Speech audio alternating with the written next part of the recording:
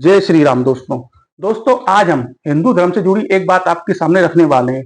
इस बात को हम काफी समय से देख रहे थे, महसूस कर रहे थे और आज हमारे हृदय ने यह कहा कि इस बात को आपके साथ साझा किया जाए।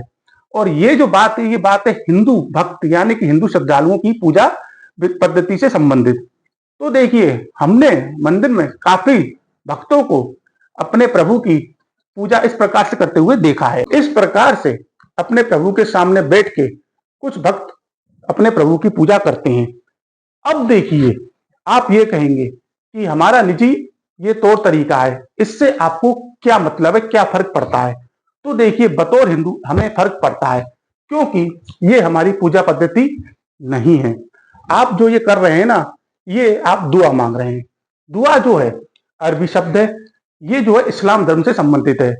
इसमें व्यक्ति अपने अल्लाह से अपनी इच्छा व्यक्त करता है, अनुरोध करता है, विनती करता है। जबकि हम हिंदुओं में ऐसे प्रार्थना की जाती है। प्रार्थना जो है संस्कृत का शब्द है। इसका अर्थ होता है हम अपने ईश्वर को नमन कर रहे हैं, उनकी वंदना कर रहे हैं और उन्हें अपनी कृतज्ञता जाहिर कर रहे हैं कि हे ईश्वर, आपने जो मुझे सब कुछ दिया है, ये मेरे लिए बहुत कुछ है और इसके लिए मैं आपका आभारी हूं। अब हमें समस्या हमारे जो हिंदू धर्म की पूजा पद्धति है, इसके इस्लामीकरण से है। क्यों? क्योंकि आपने क्या कभी किसी मुस्लिम को इस प्रकार से अपने अल्लाह के सामने हाथ जोड़ते हुए देखा है? नहीं देखा ना। तो फिर आप क्यों कर रहे हैं? क्यों आप आधुनिकता के जाल में अपनी जो पूजा पद्धति है उसमें बदलाव कर रहे हैं? अगर आप अपने धर्म में सुधार नहीं कर सकते, अपने धर्म के लिए कुछ नहीं कर सकते, तो कम से कम अपने धर्म को खराब तो मत कीजिए। इसी के साथ हमने कुछ स्कूल और कॉलेज जाते हुए बच्चों को भी प्रभु के सामने इस प्रकार से पूजा करते हुए देखा है। अब ये क्या है? क्या आप क्रिश्चियन हैं? क्या आपको इस प्रकार से पूजा करने में दिक्कत हो रही है? ये आपको कौन सिखा रहा है? ये भी गलत चीज है।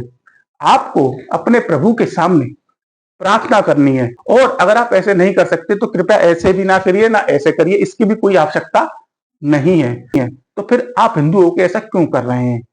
और आपने देखा होगा अक्सर हिंदुओं में ही ये चीज रहती है कि वो ही अपने धर्म में कुछ ना कुछ अपने अनुसार बदलाव करते ही रहते हैं और फिर उसे वो आधुनिकता का चोला पहना देते हैं कि साहब आप तो पुराने जमाने की बात करते हैं। ऐसा नहीं होता है।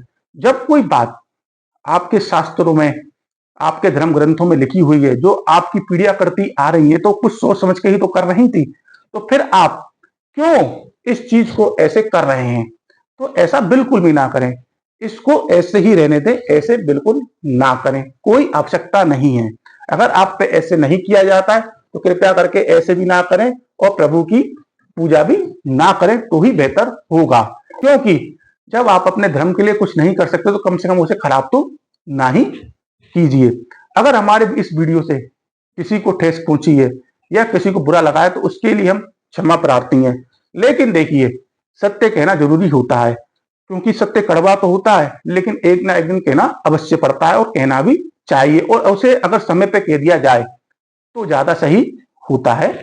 नमस्कार।